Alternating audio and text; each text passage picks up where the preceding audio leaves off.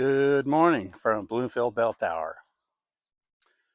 Friday, May 15th. Thought I'd get an early start on this Friday morning.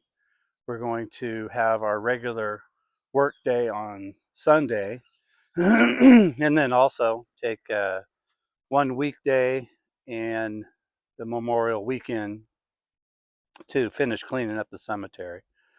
But when I come into town, I usually stop at the bell tower first, get a couple buckets of water from Spoletta's Ranch, um, water the trees. They're looking really good. I turn the tripod around, share with you guys. These crepe myrtles really like it here.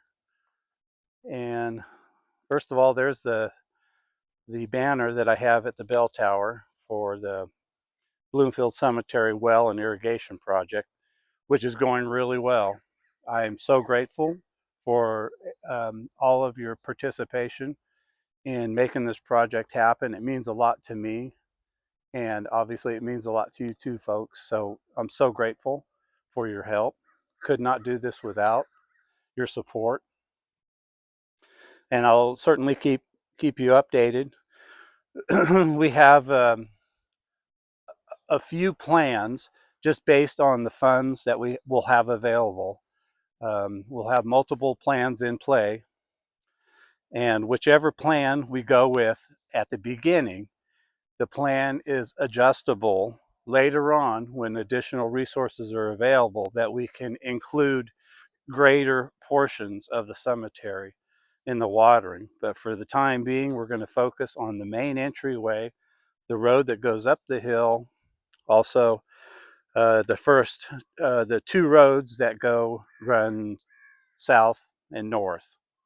So we're looking generally at first to get irrigation in the areas of the road, so that way we can plant more trees, just like in the main entry where we have trees lining the roadway heading east to west. We're going to do the same north to south. We have some trees already on the north to south.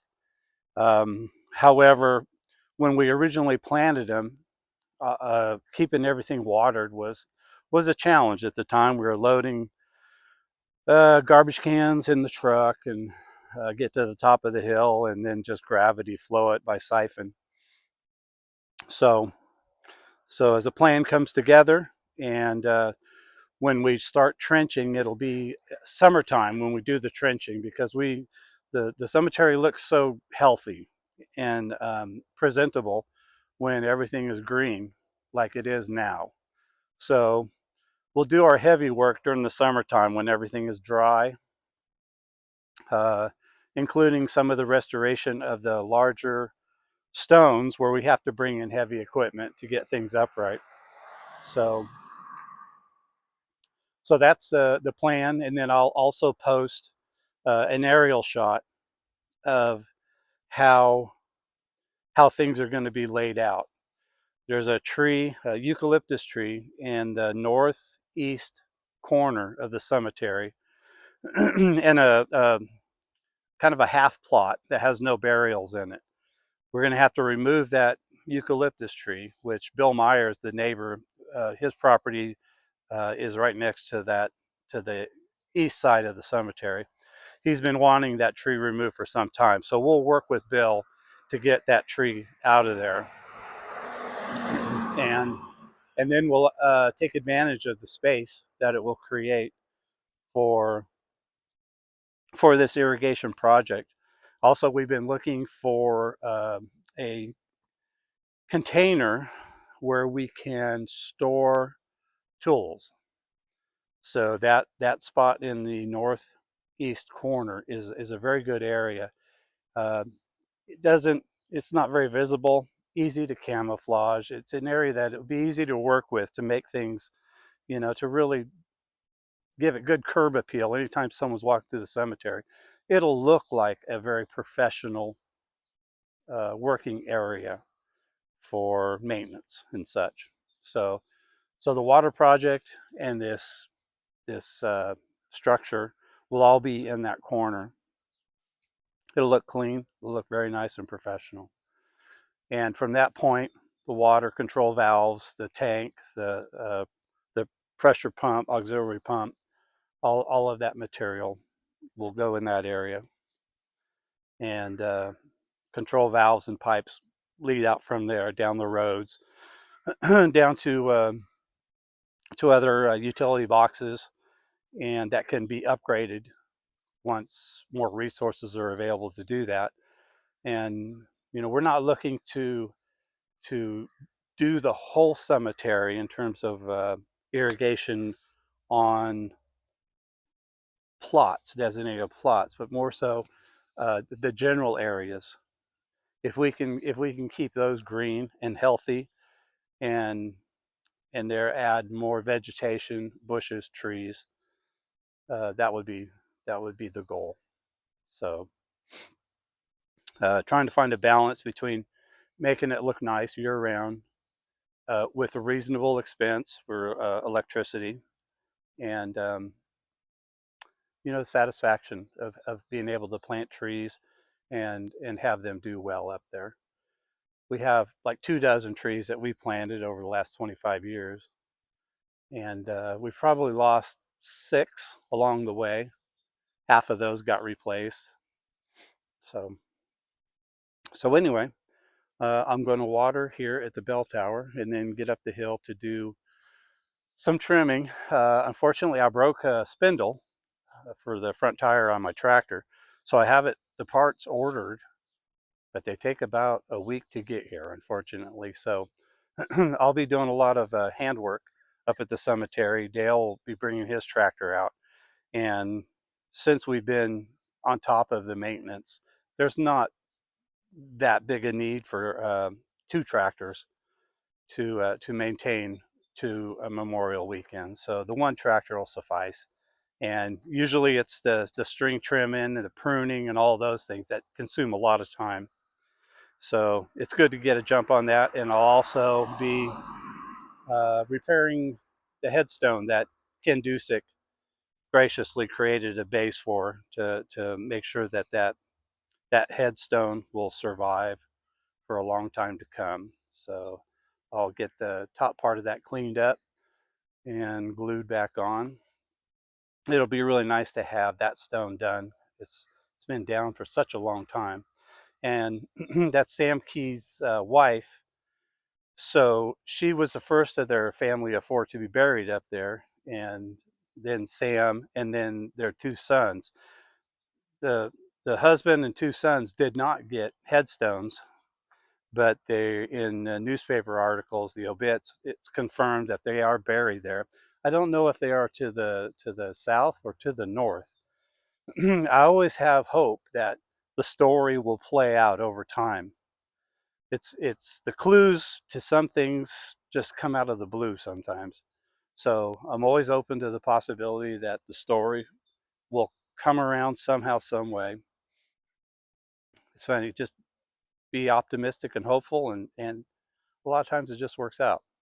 Maybe a decade from now, but we'll see. So anyway, I'll get to watering, and it's a very fresh morning here today. The bell tower is really holding up good. Um, the trees are doing great. Uh, Cobwebs are like the biggest issue.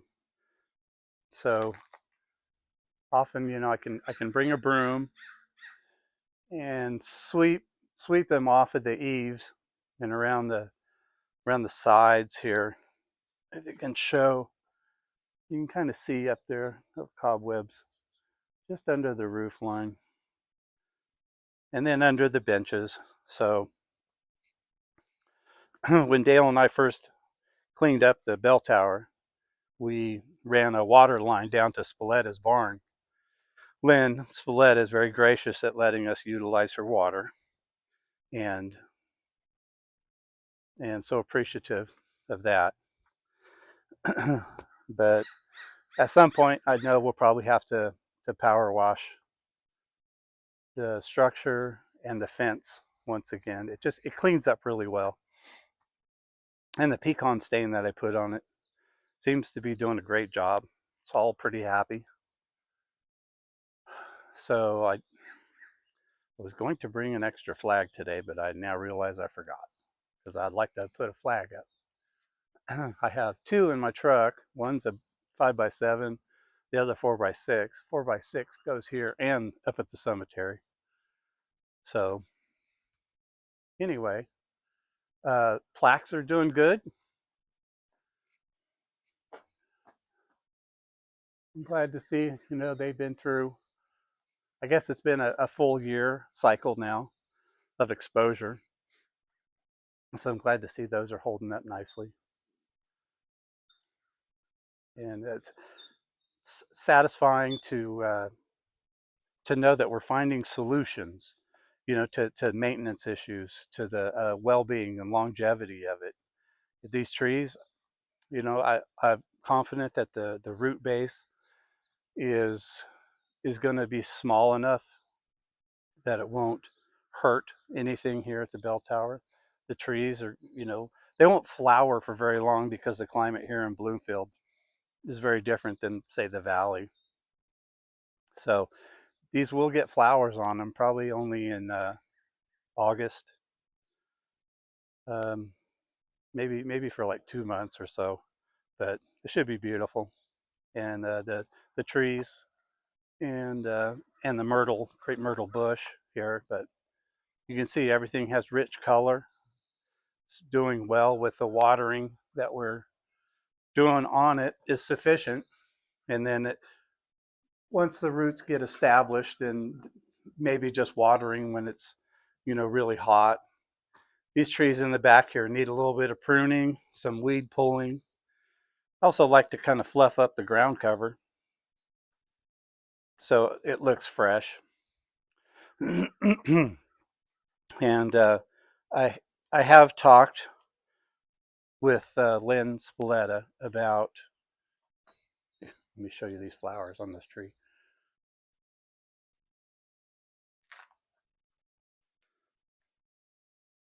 There are some trees that I buy that they just have an eye appeal when I purchase them, without me knowing historically what they do in any kind of season. So whatever the reason I buy them for, I get them installed, and then springtime,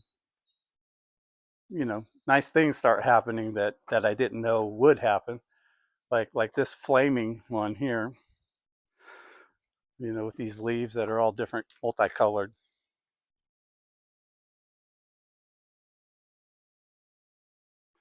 So originally I had a crepe myrtle back here, and shortly after it was planted, it broke off at the base. So it had a defect down at the base. So I got this one in Petaluma and planted that one. So back to the issue in regards to what I was talking about with Lynn Spoletta. This is the Spoletta Ranch property back here. And the willows here are always going to be an issue. They're constantly going to try to come into the space of the bell tower, and eventually it'll end up breaking the fence, causing people to not want to use the bell tower. So these need to go away. Originally, when the bell tower was built, there was absolutely nothing in this field other than their mule and a fence line. So the floodwaters, carry a lot of seeds, and even in the early days, there was reference to Hall's willows, which was and Willow Dell out towards Garricky Road. There were places where people would find relaxation in the coolness of the willows. So they would have picnics, and it would be just a area for people to gather and relax. And I can see why.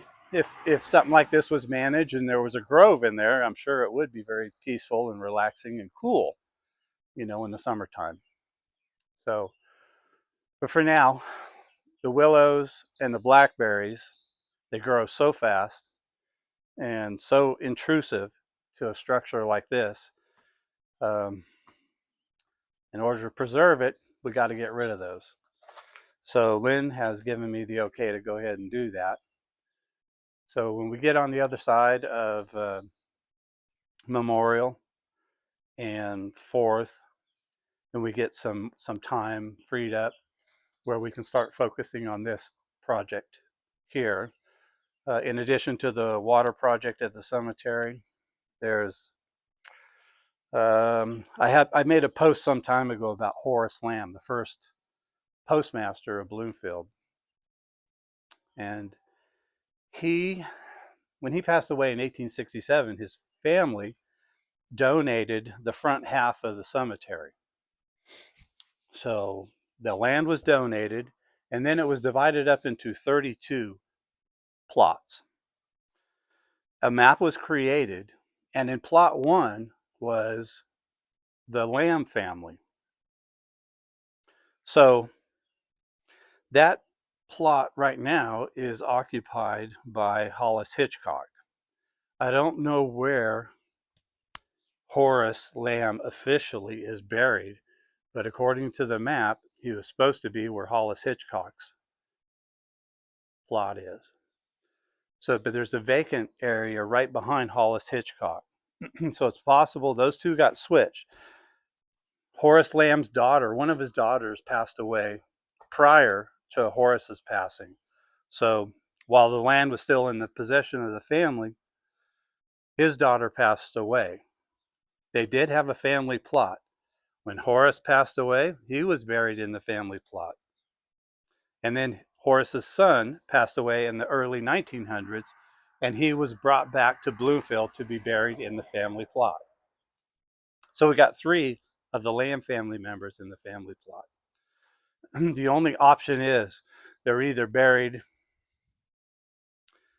in the ground before Hollis Hitchcock purchased his memorial stone and had that constructed, or they're in the plot right behind Hollis Hitchcock, which makes more sense. So I have all the information on these 3 Lamb family members. And, you know, Horace Lamb was an important founding member of Bloomfield. He had the first store in a building owned by Larkin Cockrell that's right across the street from the Oddfellows building. A year later, he built his own store on the ground where the Oddfellow building is at. And then in 1856, he was appointed the first postmaster of Bloomfield.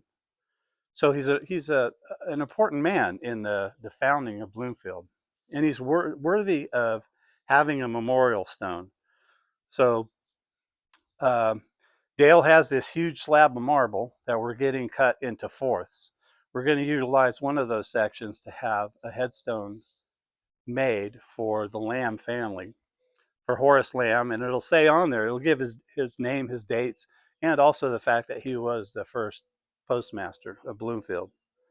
And then, of course, the names and dates of his 2 children who are buried there also.